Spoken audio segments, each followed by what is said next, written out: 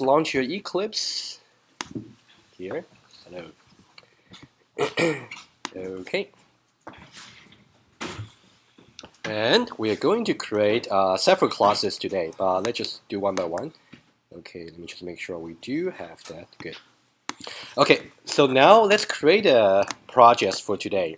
You can go for new Java projects and then CSE114 and then Week 2 and Lab1. Okay, so if you do that, so now let's create a first class over there. Why don't we just try the very simple one? Let's say we are trying to calculate the area for a circle.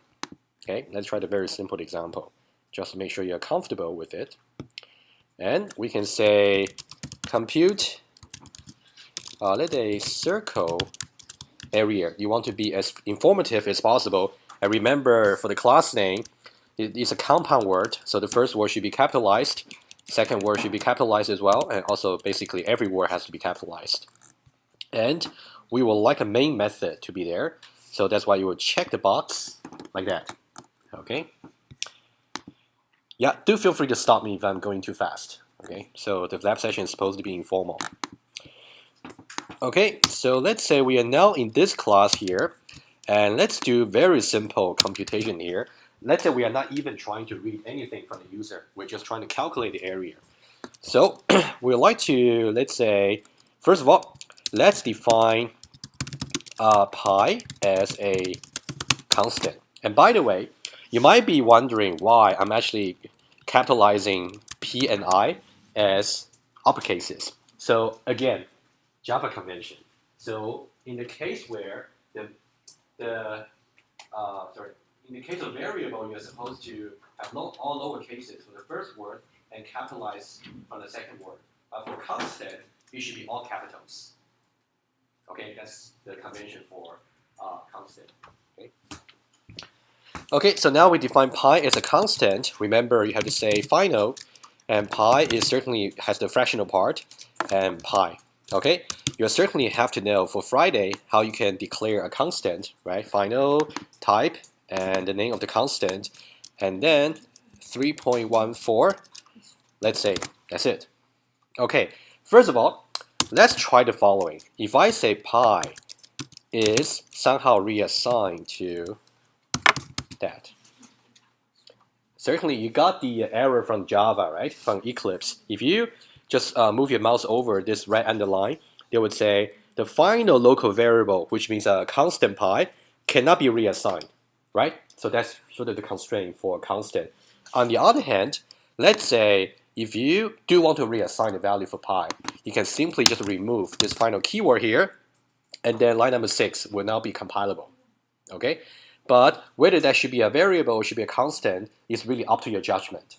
Okay? In this case, because the pi value never changes, it should be a mathematical constant. So I think you'll be more sensible to simply don't allow any reassignment over here. Okay? Good. Okay, there's a constant here. So we got a pi, and now we have to declare radius and area. Okay, and because pi itself is actually has a fractional part, so any radius you will actually calculate with also should have a fractional part. Okay, so we have double here, radius and double, and also area. So one thing you should note is, if I decided to say I do not want to give any initial value to the constant, if I simply do this, that would be fine.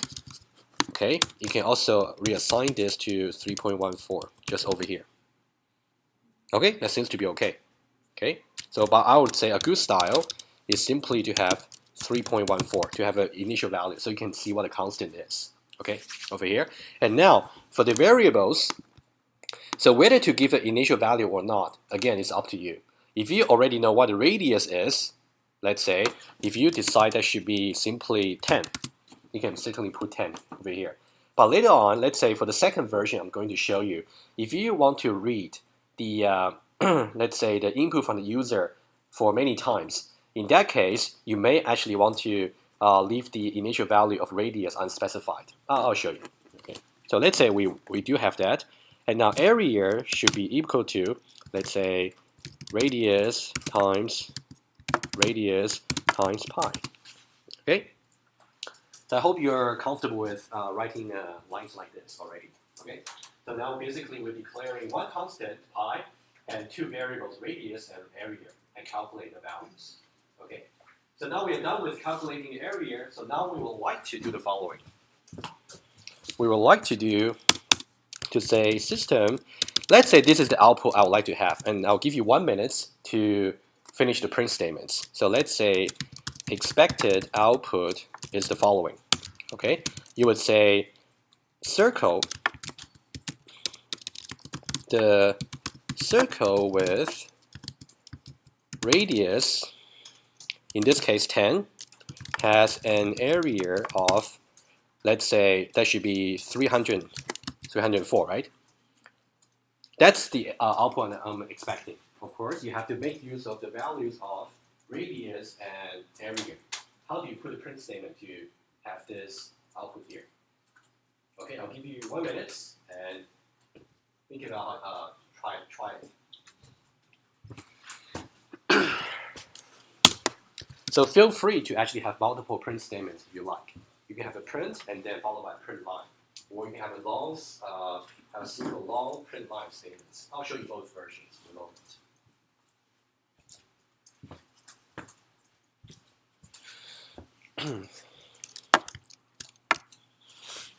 Okay, give you another 30 seconds, and then I'll give you the answer.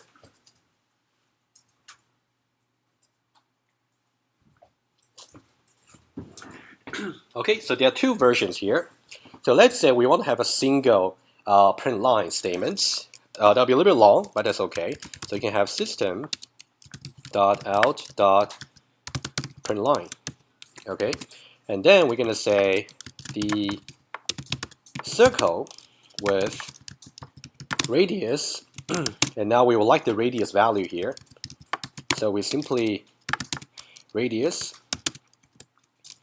okay, has an area of, and then whatever area we have computed. Okay, so one thing to note, you can see this radius here is part of the string literal, right? This radius here, and this radius here in different color here, it is referring to the variable we are using previously, right? So it is going to print out whatever value it is stored in the radius variable. Similarly, this area here is actually part of the string literal, so it is going to be printed out verbatim. And then this area here is referring to the variable area that we declared.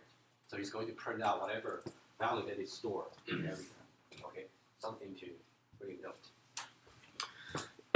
And if you try to print this out, you're gonna have the circle with radius 10 has an area of 314.0. Okay, so let me show you the second version. Okay, let's say this one's really way too long, so you would like to split that into, somehow from your program, want to split it into two print statements. What you can do is by using print and print line. So print is not going to put any new line character at the end, so we can, let me just cheat a little bit, like that. So first of all, you can say the circle with radius, okay, and then the second part has an area of system.out.println, and this part here. Okay, so to avoid confusion, I'm going to just temporarily put this into comments, just for now. Okay, so I'm only going to show you version 2. So in version 2, we got print and print line, and it's going to give us exactly the same output as before. Okay, if you try to run the program again, you will see that the circle with radius 10.0 has an area of 314.0. Follow so far? Good. Now, what's going to happen if I change the first print into print line? Huh? Yes, it will make two lines, right? It's going to say the circle with radius 10.0 and change to a new line has an area of 314. Okay, let's double check with that. So this is not exactly what you want. However, that will be the output, simply because just by changing the first print into print line, it can make a difference. Okay, so again, that gives you a feel about the difference between print and print line. Okay, so I'll put a comment here for you. You can see try change the change print into print line and see what happens. Okay, so print and print line should be the way to go. Okay, so now that's about the example actually, and then we'll try the slightly more complicated version. Okay, any questions? One more thing actually. We can just do one more thing. Since the radius is actually a variable, so now let's say we'd like to do another calculation. Let's say. So now we want to do radius, so we do not have to redeclare the variable since it's already declared over here. Okay, so what about we try another radius? So radius is equal to, what about 20? Okay, just try a different radius. And then, again, we can calculate area is equal to radius times pi. Exactly the same formula as before. But now, because the radius value has been changed. Okay, let's see what's happened here. Oh, it should be semicolon, not colon. Okay, so now we change the radius value to be 20. So now when we apply the same formula, it's going to be 20 times pi. Okay, so now we can just copy and paste these two lines, and then you can see with the same print statements, but now because the radius is actually different, so area is also different, right? So let's try that. So now you will actually see two print statements here. So one will be the circle area with the radius 10.0, and the second print statement would be the circle area with 20.0 radius, right? So just to show you, you may reassign the area and circus radius for as many times as you like, okay? Because they are variables. But you cannot do that to pi, because pi was a constant. Okay, so now I would like to do a slightly more interesting example version of this. So let's create a new class, and let's go there. What about compute area? What about just say from user? Okay, which means we're going to read the radius from the user rather than just writing out the values in the program. Okay, it's going to become more interactive. So we're going to compute the area from the user, and then we're going to need the main method over here. So say finish. Okay, so now we're going to need the scanner class. Okay, so now the way to do that in Eclipse, okay, the easiest way is to say scanner like that, and then control space. If you say control space, it's going to put this import statement for you. Okay, let me do it again. Let's say you type scanner, and then control space is going to put the import statement for you, which means that we are using some existing library from Java. Okay. Okay, so let's call the input just a variable name. So this line here, I think as you use that more and more often, you will just remember that naturally. But for the quiz, you don't have to memorize that. Okay, new scanner. And here, when you say system.end, that simply means we're going to scan from the keyboard. Okay, that's all you have to know for this course. Okay, so now up to here, I can keep some comments for you.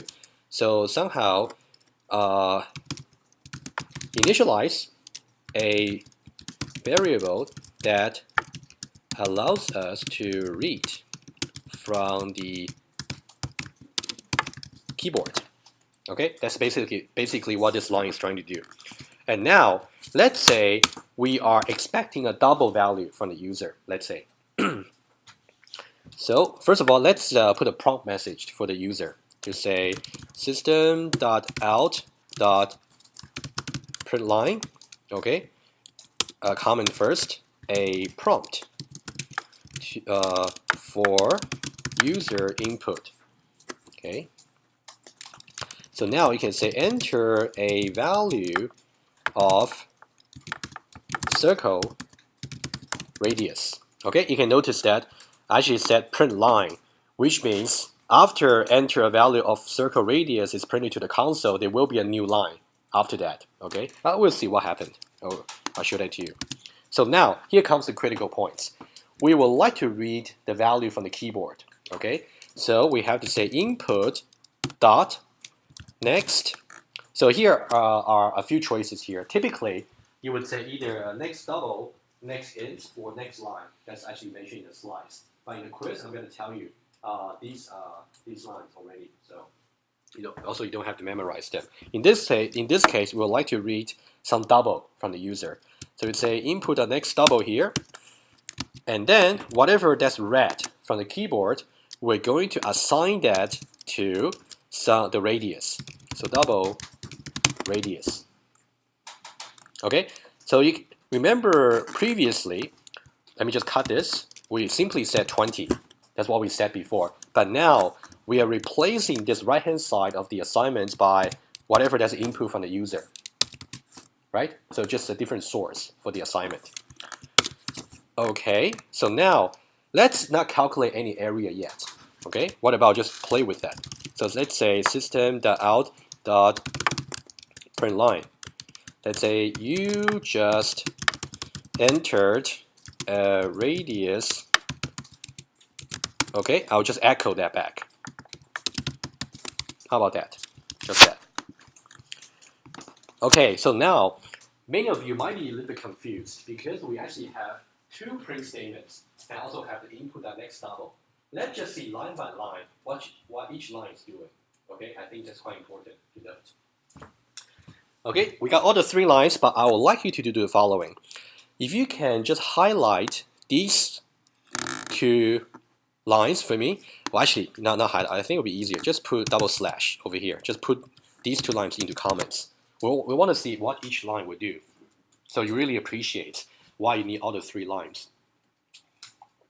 First line, enter a value of circle radius. Okay, just execute that and see what happens. If you do that, you can see enter a new value of circle radius. And you can see your mouse is actually flashing over here, right? Try this. Can you type any value there? You cannot. So somehow the console here is not enabled for any user input. In order to enable that, you need the input.nextInt. That's why that line has to be there.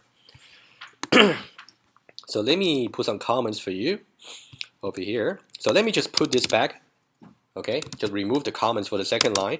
So I'm going to put a comment for you. So enable the console for user input and store the input into radius, something like that. So just to explain what that line is doing. So this part here, input.next double, is going to enable the console for entering any inputs, some double value. Whatever that's entered is going to be stored into radius variable. Okay, let's just try these two lines and see what happened. If you do that, and so now if you can just type, for example, 10. You can see that part is now enabled, right? You can type something. But now to say I'm done, you gotta hit enter. But nothing happened. So you don't know actually what has been done in the program. So that's why, for example, typically after you have read the input, you got to do something about it, and then to output some progress or output some message. That's why the third line will kind of be useful. So now let's try again. So put the third line back. So now if you just execute the program again, enter a value of radius circles.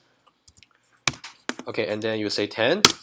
You just enter a radius 10.0. Right? Everybody can see that? Very good. Okay. So now we're going to just change this message here. You can put that in comments. We'll have something that's more useful. So now after we have got this radius value from the user, we can now calculate the area. You can say double area is assigned to, as before, radius times pi. And we haven't got pi yet. So you can now define the pi somewhere. Final double pi is equal to 3.14. Okay. Just it can be anywhere as long as it's before its first usage. Okay, so the order does matter. Okay, so now we can do what we did before. I'm going to just copy them from the previous class. Okay, I'm going to say here, the circle with radius something has an area of something. So now I'm going to execute a program here. So now enter a value of circle radius. If I say, for example, 10, it's going to say the circle with radius 10 has an area of 314. Okay. Are we okay up to now? Yes. Huh? Too fast. Okay. Where we lost? Okay, no problem. No problem. Okay, yeah, that's good. Just you should even tell me even earlier. Yeah, no problem. No problem. Just say this too fast. No, that's good. Okay, so for those print statement here, we can just copy what we did before in the previous class. Okay, so copy that. And if you paste them here, you can actually have this, right? Okay, that's it. So now you can run. Actually, you can run now run the program. You're actually done. Let's do it again. So if you run the program here, can you actually see that? Enter a value of circle radius. Okay, let's try a different value. If you try 20, it's gonna say the circle with radius 20.0 has an area blah blah blah. Okay, and now you can see that the console is disabled again. You cannot enter any more input value simply because now the program has terminated. Because this was the end of the program, you have just executed the last line. Okay, so question for you. How do I have a program to actually read a first radius from the user and report the area, and then read the second radius from the user and report the area? I want to do it twice. How do I do that? So somehow I would like to see the expected output like this. They would say enter a radius, for example. Enter a radius, okay, and then the user might say, let's say 10, and then you can say something like maybe area is 314.0, and then after that, I don't want the program to terminate yet. I want to say enter a radius. What about another radius? Okay, just to distinguish. Another radius. Okay, and then actually the user decides to do 20. Okay, and then they would say something like area is, okay, I just want to reuse that value there. It's simply just 1256. How do I write a program to extend this program here to do something like this? So currently the program output is only going to run once, right? It's only going to ask for one radius. How do I extend the program such that you will ask the user to enter a second radius and then report the second area? Assign radius number 2. So say it again. Assign radius number 2. Radius number 2. Assign another one. Assign from where? What are you doing? We just double the statement. Can double the statement. Radius number Radius number 2, okay. So that's certainly what we can do. Let me just try that, okay. Although there will be some improvement for that, but that's a good try, okay. So somehow you can see we have to kind of re-enable the console again for user input. So let's say now for the second time we're going to have another prompt. So let's copy this line here for the prompt. Okay, copy that, paste it here. Okay, so we can say another prompt for user input. So here you can say enter another value of circle radius, and then after that we are actually going to read from the input again. Okay, so we can say radius 2 if you like. That's just like a new variable. Okay.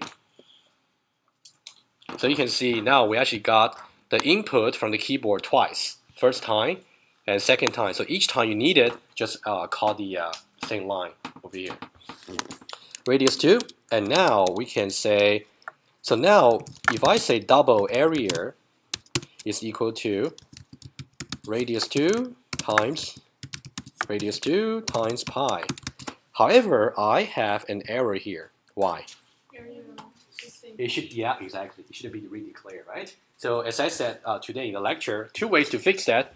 Either you can say area 2, or you can say area here, which means I'm just wiping out the previous value for area and then change that to a new value. Either way. Okay, why don't I just say area 2? Okay. So now, again, I'm going to do the copy and paste. Okay, and then, so there's a message here. But now be careful. If you simply say radius and area, that's not right. Because now we have just assigned to radius 2 and area 2, right? So that's why you should put radius 2 and area 2 here. Do you see why? Okay, let me show you, okay? Let's say we do keep the radius over here, okay? Let's say we do that. So now, let's see what happened.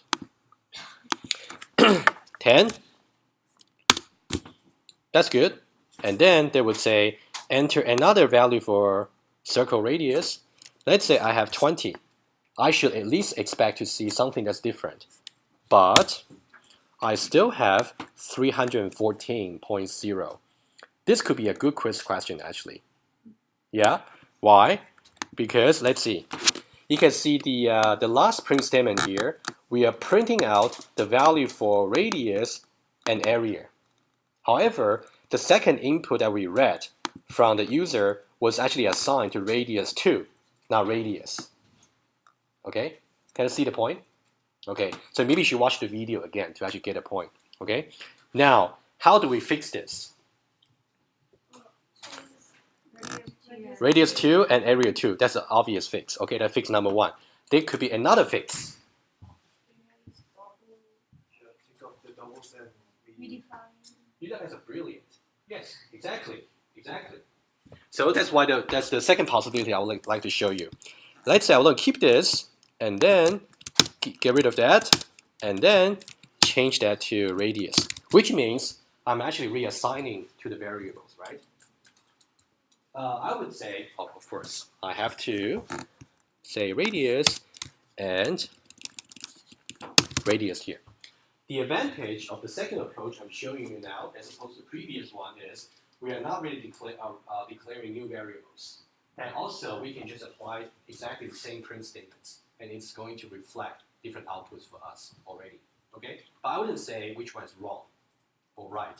They are really both correct. Okay, very good. Any questions? Okay? So now, just a look ahead for maybe what we're going to talk about next week. How do we actually extend? Oh, of course, now I'm saying, so now we are reading the input from the user 2 times, okay?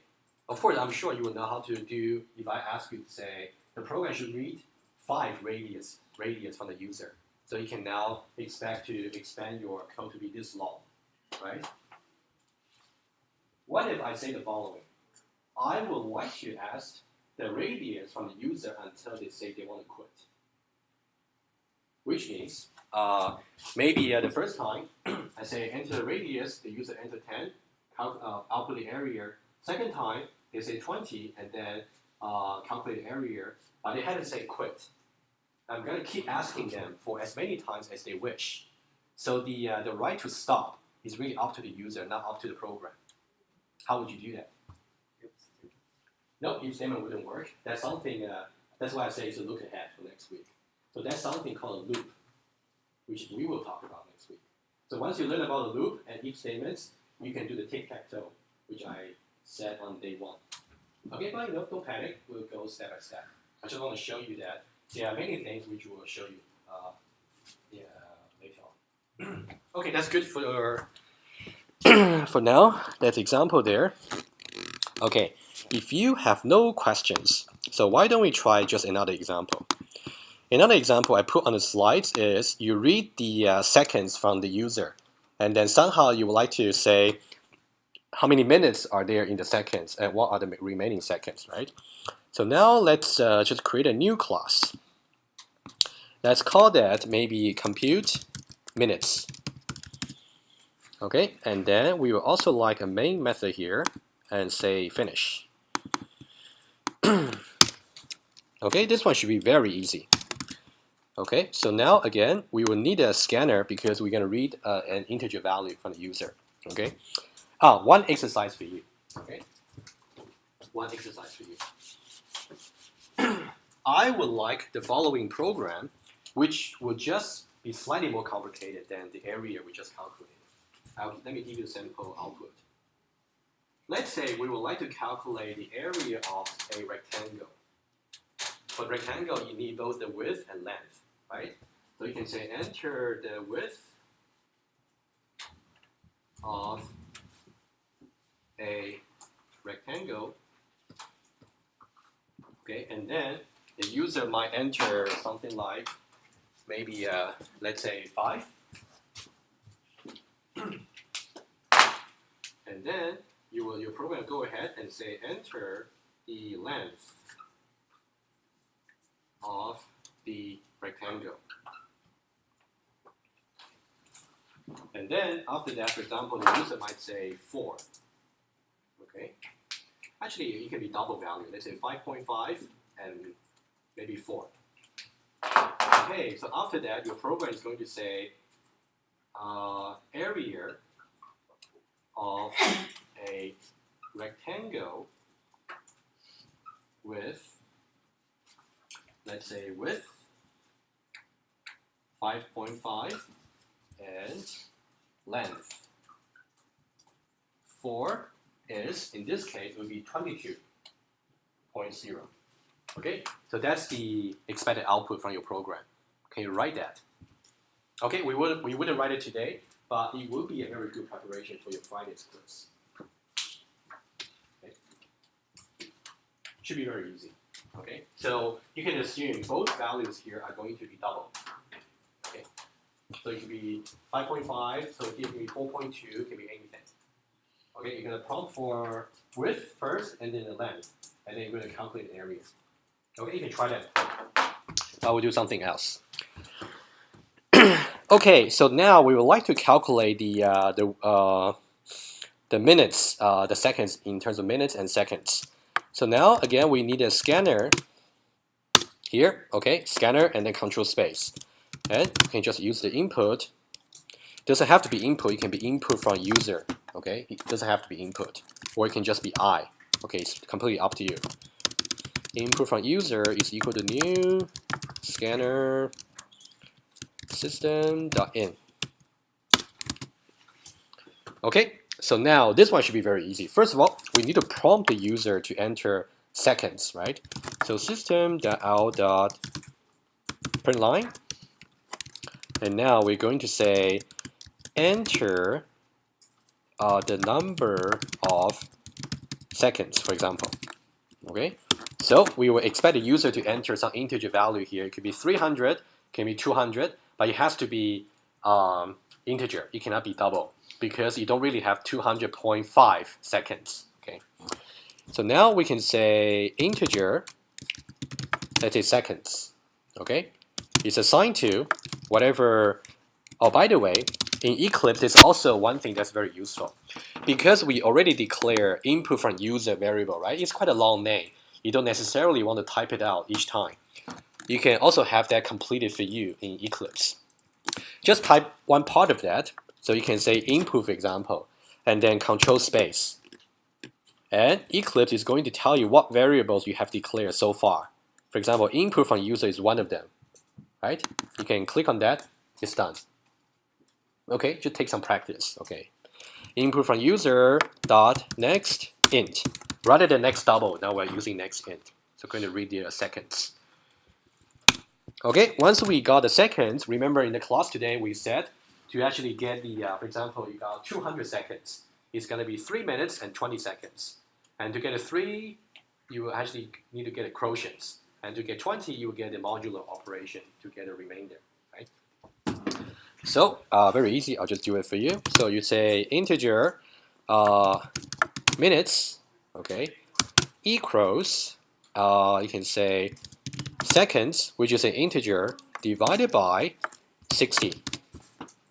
So this will give us the quotient. Okay, and then we have another one. Let's say remaining seconds. Okay, it's assigned to, and then we're still going to use the seconds here, and then we're going to use the modular operation here, right? Let's say 60. It's going to give us the remainder. Good so far? Good? Okay, so now after we have done that, so now we can print out the result. Okay, so the result I would like is something like this. You can try that, and then I'll give you 1 minute to complete the print statements. For example, let's say, if you say enter seconds here, something like that, as a prompt, and let's say the user say 200, so you're going to say 200 seconds, 200 seconds are, okay, you can say 3 minutes and 20 seconds. Okay, of course, somehow this 200 here corresponds to whatever that's input from the user, right? So now, how do you output this? And 3 is whatever quotient you calculate, and 20 is whatever remainder you calculate. Okay, how do you write this output message to the console? By using your print statements. Okay, I'll give you 1 minute to complete this, and then we complete this example.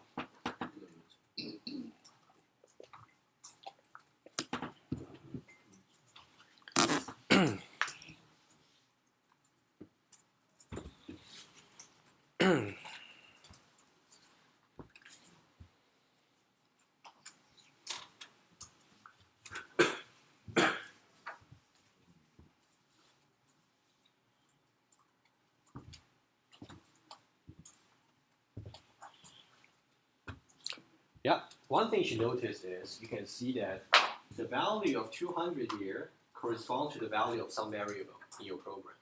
And also the value of 3 here corresponds to another variable. And the value of 20 here corresponds to just another variable. That's why we got 3 variables there. Okay, something to note. Okay, let's see how we can do it. Let me just say system.out.print. Okay, so I can split. So let's say, first of all, I want to start with the seconds. Okay, have a space. Seconds are. Okay, I just have another system.out.print. Okay, since I'm not finished yet, so I would say are minutes and system.out.print line. So now I'm finished. And then you will have remaining control space that will complete it for you. Remaining seconds plus space. Okay, it takes some practice, so you can become smoother. So now you can see we actually got 2 print statements combined with the print line. So basically, you're saying all of them should be printed in the same line. After that, you'll have a new line character. Okay, so if you execute a program, for example, you can see that enter the number of seconds. If I have 200 here, I do have 200 seconds are 3 minutes and 20 seconds. And I did have a typo here. Okay, if you fix that, and 200, okay, 3 minutes and 20 seconds. Okay, good. Okay. Yeah. Yeah, later on in the course, we may not be able to try all the examples in the slide, so that's something you should really try to do when we didn't have a chance. Okay, that's about the input and output. So now I would like to do some type conversion, okay, to see how the cast and the coercion actually work in Java, just to see some example here. Okay, let me close all the tabs and let's create another example here. So can we create another class here? Maybe just call that type conversion. Okay, type conversion, and we have a main method here and finish. Okay, so now let's play with numbers basically. Okay, what about we have double and then D1, and let's say D1 and D2, that's something I didn't say in the slides. Let's say you want to have multiple variables with the same type. You can declare them once in one line. It's actually allowed in Java. You can say double, that's the type. Typically just say D1, and then you will declare another line, say D2. That's certainly fine. You can also say D1, comma, D2. That will also work. Okay. So now we have two double variables, and let's say we have integer I and j.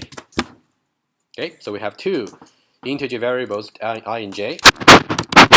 Let's see how we can play with the conversions. Okay. So first of all, why don't we say d1 is assigned to something like that. Okay, it's a double value. Okay. Now, if we say system.out.println, okay, d1 is plus d1. So this one should be no surprise to you. It should be 47.598, right? Because we are trying to store a fractional number, literal, into a variable that's declared to be a double. So there wouldn't be any information lost, okay? There won't be any truncation. So now if you try that, you're gonna have d1 is this, okay? So far so good. Okay, let's try another line here. If you say d1 is assigned to, okay, what about let's do this. So we can do comparison. I is assigned to 47.598. First of all, you can see that this assignment here is not allowed because by default, you cannot store something with fraction number into an integer. Okay, but there's something we can do in Java called the cast, which we talk about today, right? How to do the cast? So you have to do parentheses over here, and then we want to cast that to integer. Okay, that's some minor detail you have to remember. Okay, so cast a double literal into an integer. Okay, so now we would like to print out the value of that. So now you can say I is what? So in this case, because we are trying to cast the double literal into an integer, which means we're going to truncate all the fractional part. So which means we're going to store 47 only into the value here. And if you try that, you're going to have I is 47. Follow? Good? Too fast? What does that mean? Okay, is it a little too fast or a little too slow? A little too fast, okay. So where did you get lost? You gotta tell me. You got it, okay, good. Yeah, no problem. Okay, so now let's continue with this. So now we got I is equal to that, and if we have D2 is assigned to I. Okay, so now there's a confusion here, I know. Somehow you can see here, when we were trying to assign a double into an integer, we need an explicit cast. On the other hand, when we were trying to assign an integer into a double, we do not need a cast. The conversion is automatic. It's something called coercion. Okay, that's a confusion. Okay, coercion. Okay, the conversion is automatic. Okay, so now we try to assign the value of 47, as we learned from before, into a double. So now, because double value is expecting some fractional part, although I does not have a fractional part, it's simply 47. So it's going to become 47.0, right? So why don't we try this? And I'm going to do D2 is D2. Okay, let's try. It's going to say D2 is 47.0. Agree? Okay. One more. So now when we say D1 is equal to D2, remember D1 before was simply just 47.598. And now when we say D1 is assigned to D2, the type are completely compatible because D2 is double. D1 is also double. But there's no conversion there. So now, what would you think would be the output for when I output D1? What will be the output here? Remember from D2 we actually got 47.0. And now we are trying to store D2's value into D1, right? So now what will be the output from line 19? 47.0, right? Very good. Very good. Yeah, there we go. I think that's the example I show on the board today in the class. So hopefully that's much clearer. The only difference is, when I was trying to give you this example as an intuition for type conversion, I did not include this cast on the board. So, but if you want to write valid Java program, whenever you're trying to so-called downcast, so we are trying to truncate the fractional part of a double number into integer. That's called a downcast. So we have to explicitly write out the integer, int over here. Okay.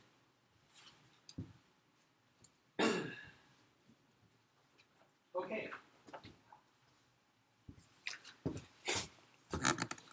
Any questions about type conversions?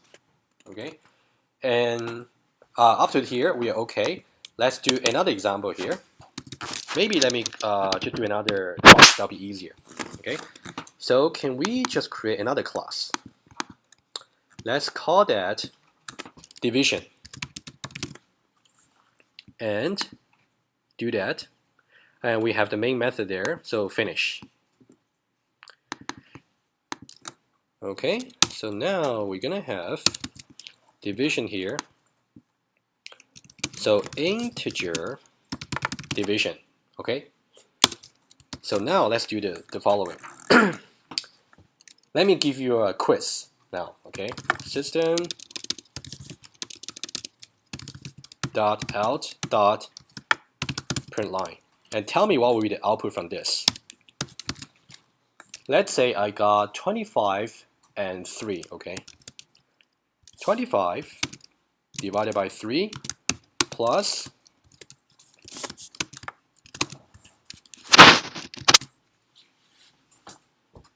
what's going to be the output for this? Oh, actually, sorry. What I meant to do was the following.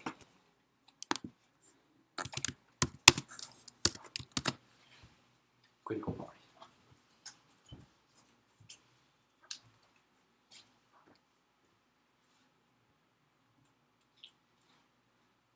Yeah, try to think mathematically what are we trying to do there. They are all integers. So one part is going to calculate the quotients. The other part is going to calculate the remainder. Right? Is it 25? Okay, Mike? Really? 36? Why would you think that's 26?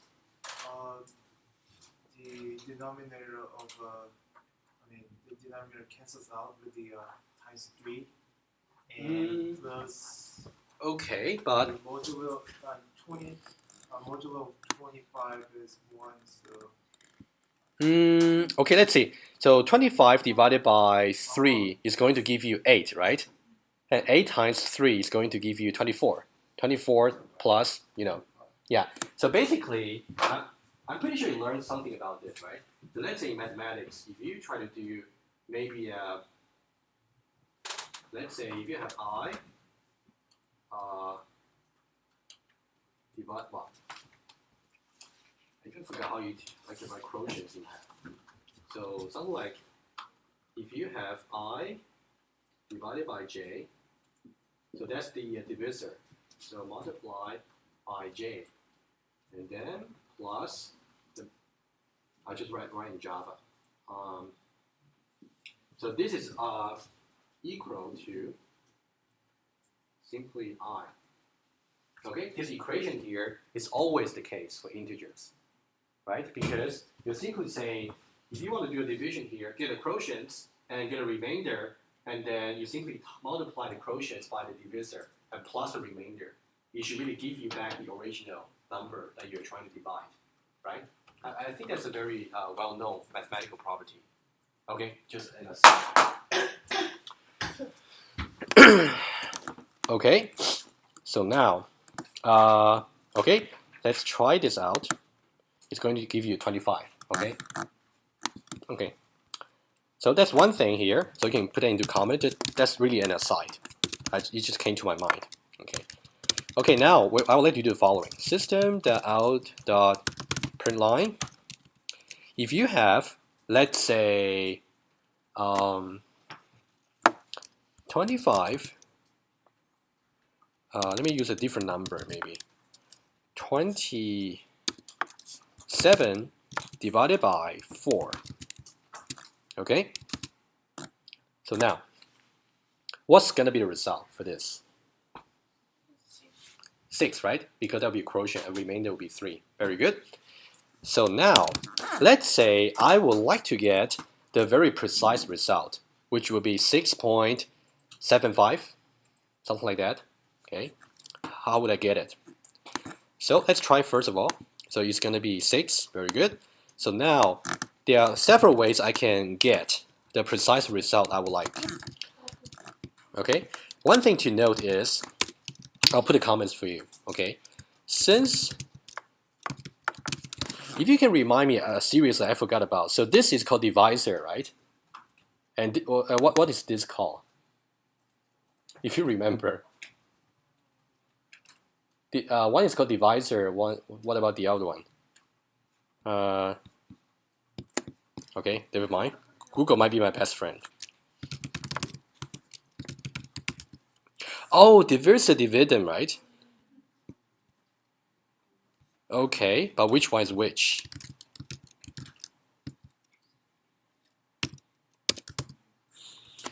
So where's A? Oh, it's called dividend. Okay. Okay, you learned something new, I guess. One is called dividend, the other one is called divisor. Okay, very good. Since both dividend and divisor, if you forgot about these two terms, just Google again, right? Yeah, it's good to know anyway. Since both dividend and divisors are integers, the division symbol here, let me see. How do I put this? The division below is going to will calculate the quotients. Okay, yeah, because both of them are integers, so you only do the integer division.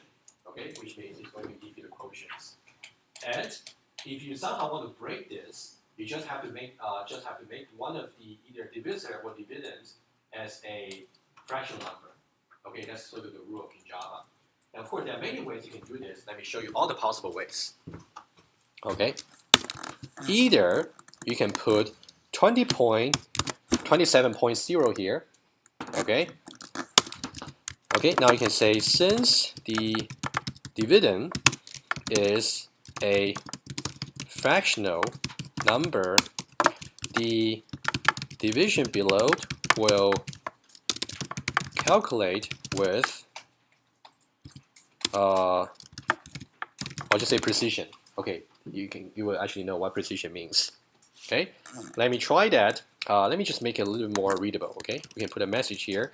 27 divided by 4 is this. Okay, on the other hand, 27.0 divided by 4 would be this. Okay, let's try.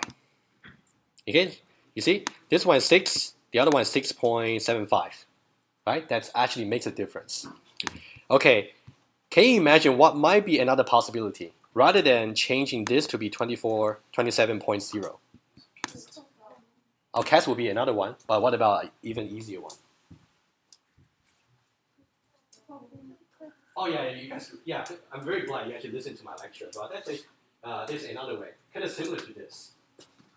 What about we make this 4.0? That will also work, right? Because you just have to make one of them as a double. So that will actually force the Java to do the calculation with precision. Okay, but what you just mentioned also works. I'll give a try in a moment. Yeah, very good. Okay, another one. And I'm going to be lazy again. Copy and paste this. Of course, I'm going to, put this back. Okay, so now since of course, every time you copy and paste, you got to make sure you fix things if necessary. Since the divisor is a fractional number, so division will be calculated with precision. So now I'm going to do 27 divided by 4.0 instead, right? And I'm going to have 27 divided by 4.0. Okay, that will also work. Okay. Of course, if you want to put 27.0 divided by 4.0, that will also work. Okay. Okay, try that. You can see you got absolute precision from the two. Okay, let's go back to the cast you were talking about, since you like cast so much. So let's do that. Okay, let's do a slightly more verbose way. Okay, so let's say, can we just have a double here? Okay, have a double here, and then we can say divisor, okay, is equal to 27. Okay, if you say 27 here, and then you can see somehow if you try to assign an integer into a double, it's called coercion. So the conversion will be automatic. Okay, so now if you try to do the following, system.out.println, and then if you say divisor divided by 4, okay, over here I'm going to say divisor divided by 4, but of course you will know what divisor is. Okay, this will also give me the result with precision, because you can see that divisor here was declared as a double. So of course, it's going to force the division to be calculated with precision. Okay, you can see I'm trying to give Java some information about what I'm expecting from division. But this will also work. Okay, so if you see that, that will also give me 6.75. Okay, finally, let's get to the version we taught in the class. Okay, another version here. So let's say system.out.println. Okay, let me just start with this, 27 divided by 4. And then, okay, if you simply say 27 divided by 4, okay, so this will only be integer division because both are integers. So now, there's a subtle difference here I'm going to show you. Okay. A very, very easy mistake. Okay, this is a possible cast.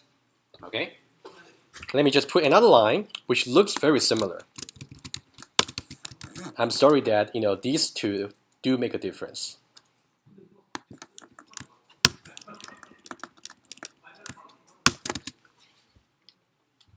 Okay. Do you want to take a guess? What difference is it going to make? Take a guess.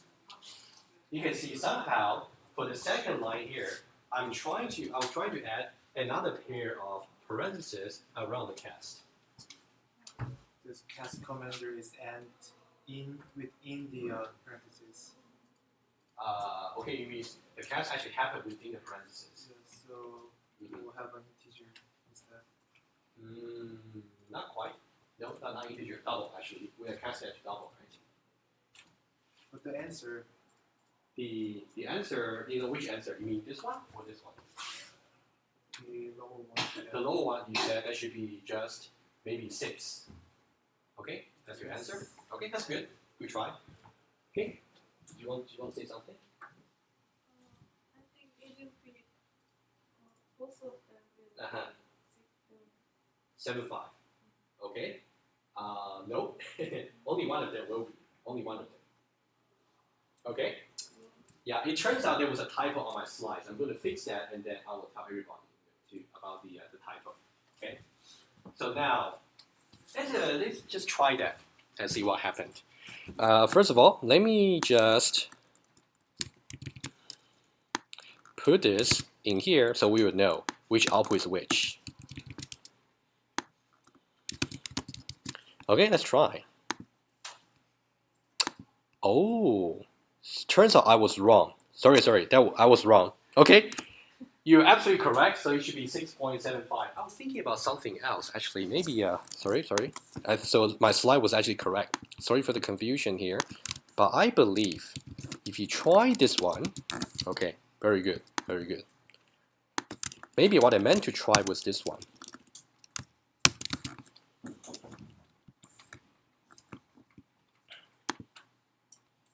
Okay, I think that's what I meant to try. Okay, very good. But I don't need to take a quiz, so that's fine. So if I answer that wrong, that's fine. Anyway, so here, so I got 3 versions for you. So you can see that it turns out you don't really need this parenthesis here, but if you like, you can certainly include that, but it's confusing. Okay? So basically, this is what I put on the slide, so that's correct. So basically, what this is doing is we are trying to cast the 27 into 27.0 into a double, okay, into 27.0, and this will force the division to actually to be calculated with precision. So now let's have a look at this line over here in line number 22. What I'm doing there is to say I'm going to cast something into a double, but that something here is actually going to be calculated by 27 divided by 4. Itself is actually division of integers. So 27 divided by 4 is going to give me 6, right? And then I'm going to cast 6 into a double. So it's kind of like the order of cast, right? Yeah, so yeah, I would say certainly don't try this. This might be way too much. Okay, maybe compare this and this. So the parenthesis there is really saying, should you do this cast to 27 first in the lower line, or should you actually cast the result into a double? Okay, that's the difference. Yes? So is there a difference between the second one and the third one? No, they are the same. Turns out to be the same. I was wrong.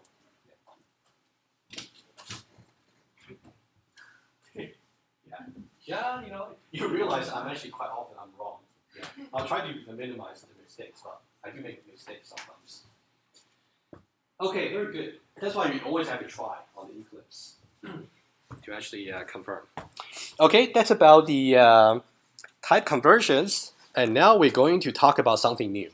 Okay, to actually have some preparation for Wednesday and also preparation for Friday's lecture, where we talk about selections.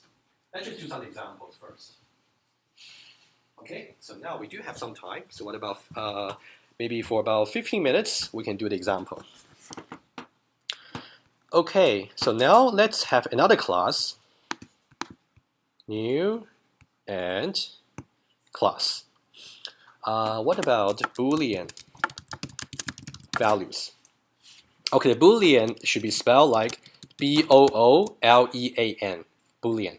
Okay, and then we're going to make a main method out of that and finish. Okay, as I briefly mentioned today in the selections lecture, so there is another Boolean type that we're introducing, which is called Boolean.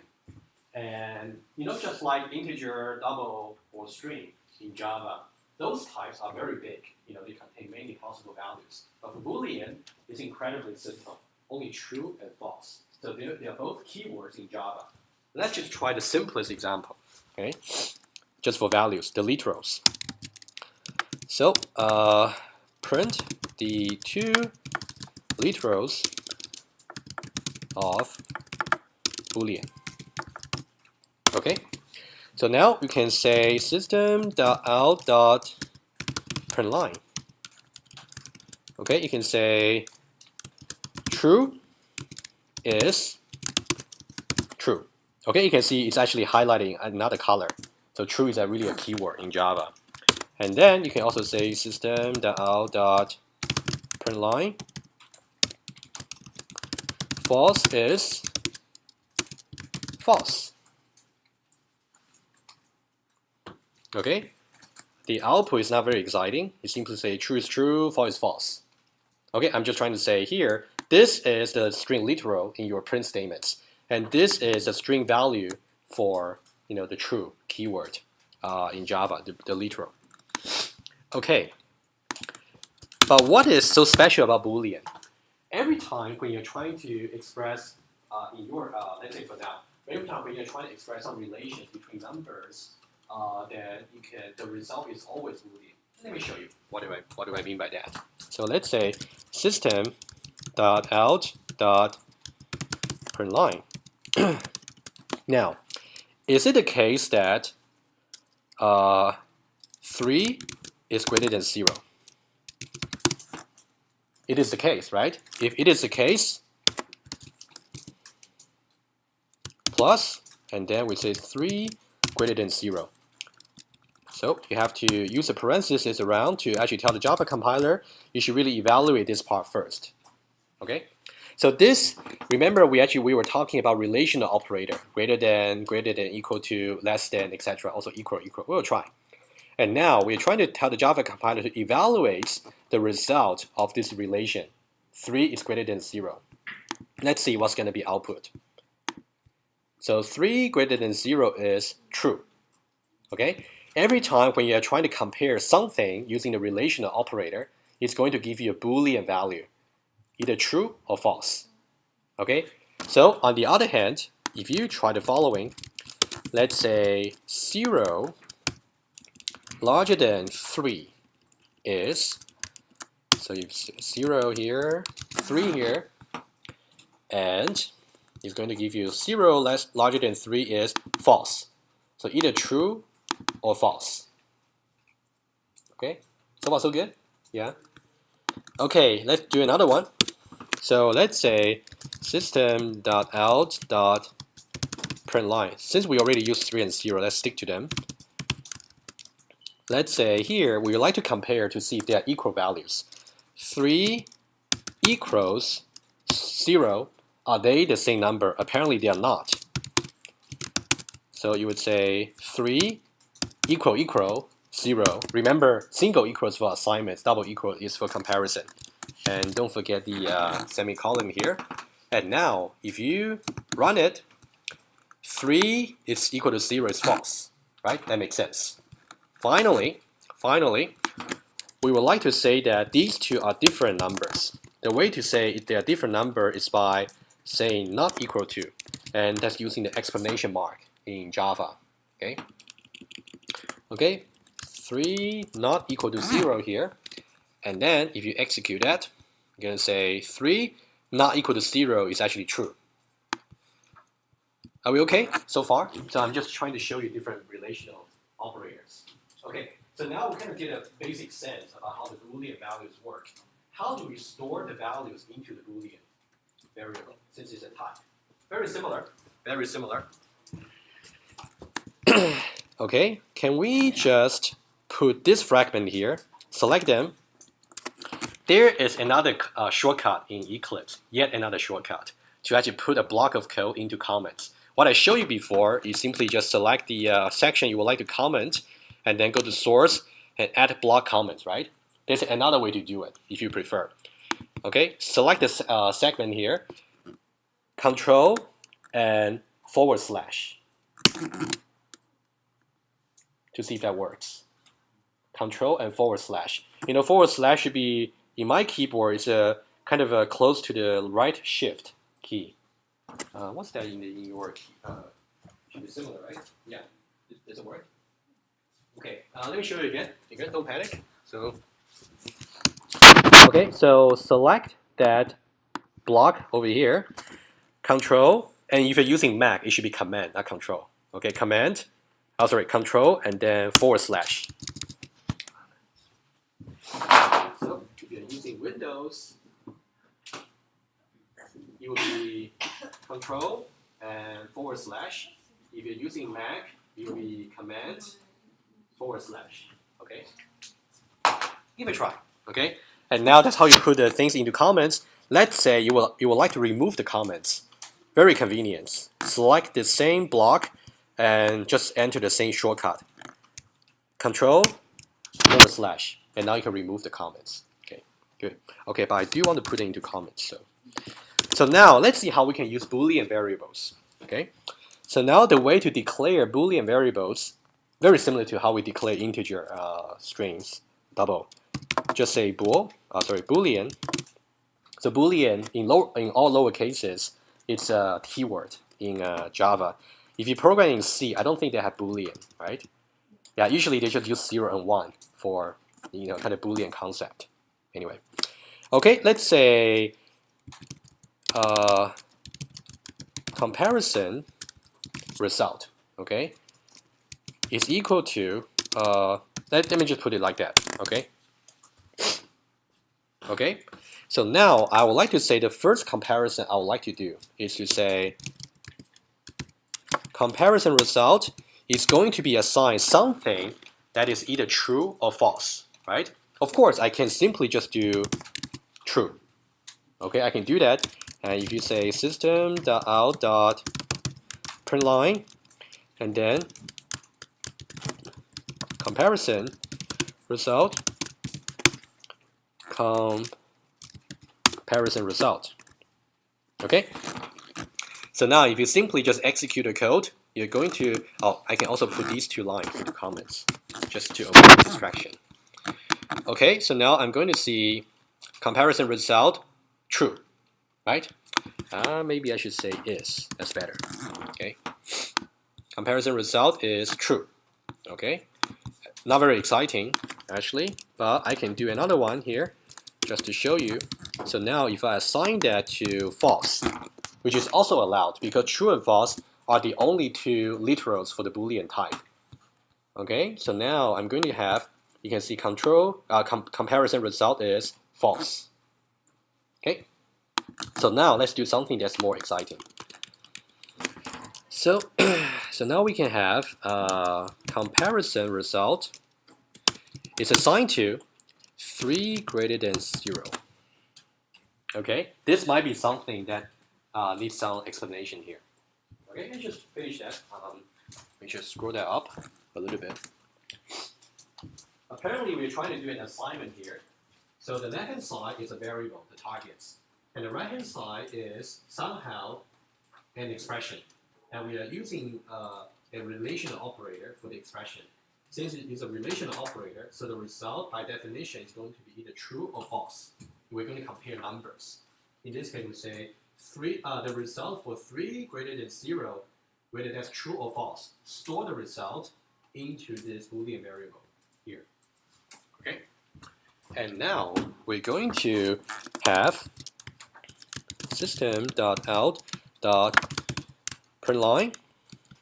So now again, we can say comparison result of 3 larger than 0 is, and then we can use comparison result. Okay?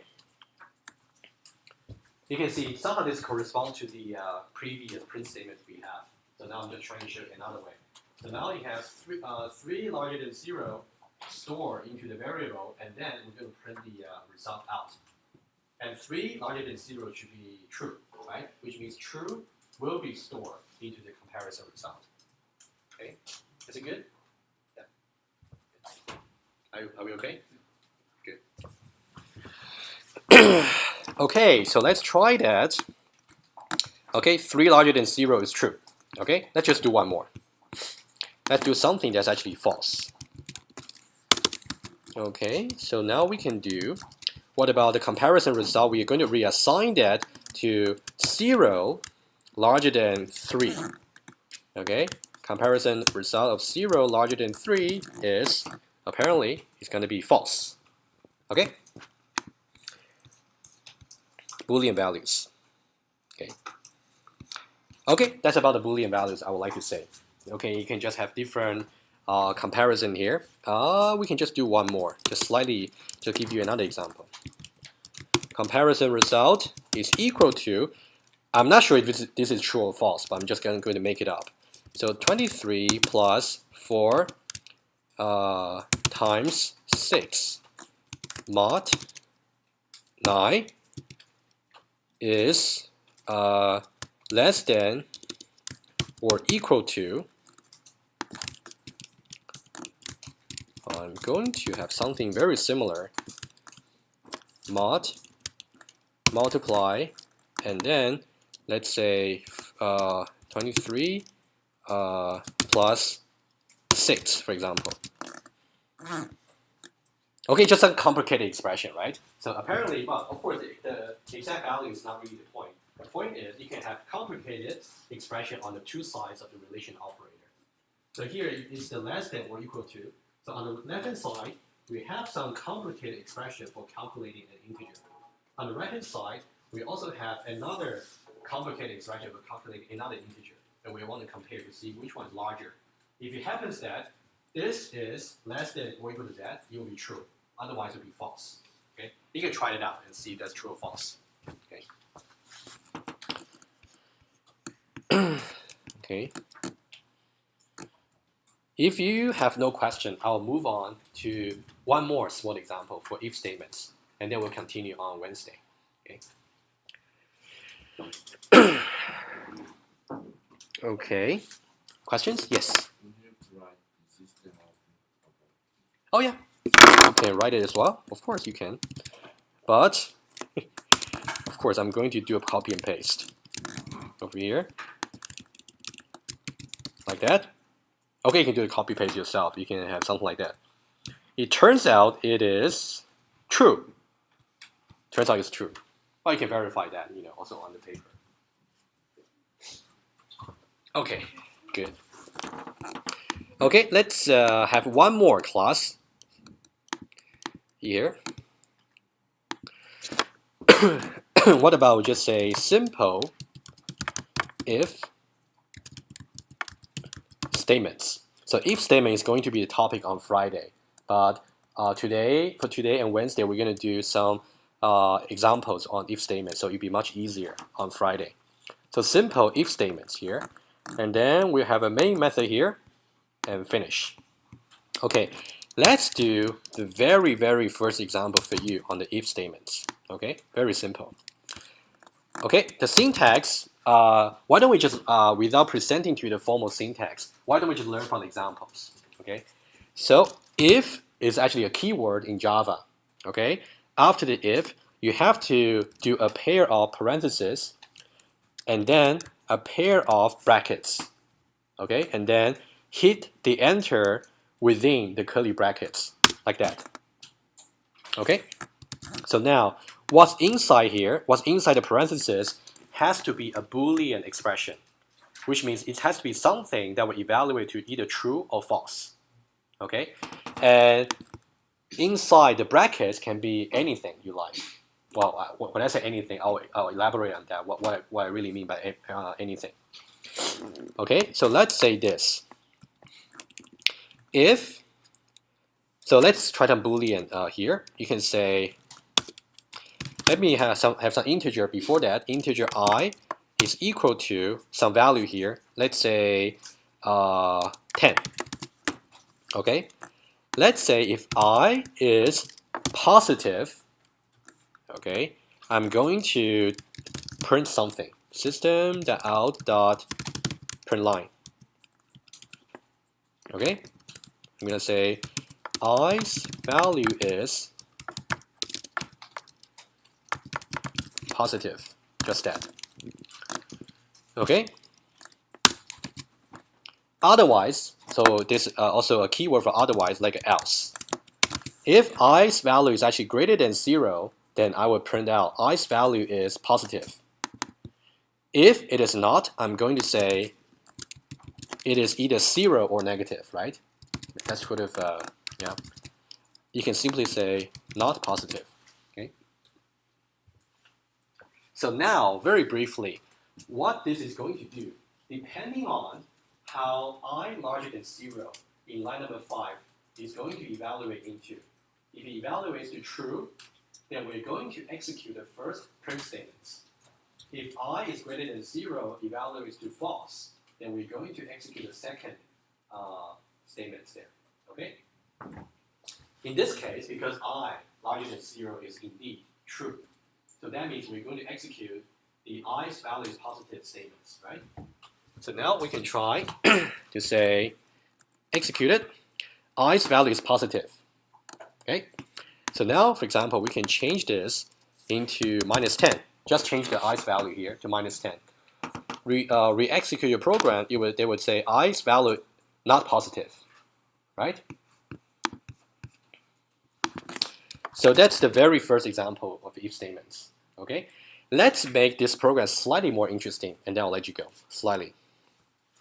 Okay, I know I'm running over time, but I'll try to finish that. Okay, very quickly. Let's use the scanner again. Scanner, okay. Input is equal to new scanner. Okay, and then system.in. Okay, and then rather than setting this just in the program, we're going to read it from the user. Input.next int. Okay, and then I'm going to prompt the user system.out.println. Okay, and enter an integer value. Okay, let me just fix the message a little bit. So now, value of I is positive, for example. And I'm going to copy this part here, and then going to paste and fix that accordingly is not positive.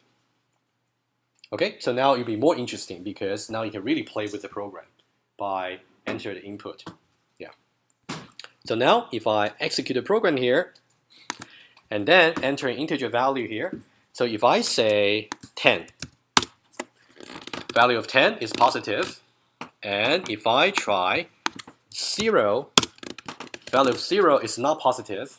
One more, if I try -10, value of -10 is not positive.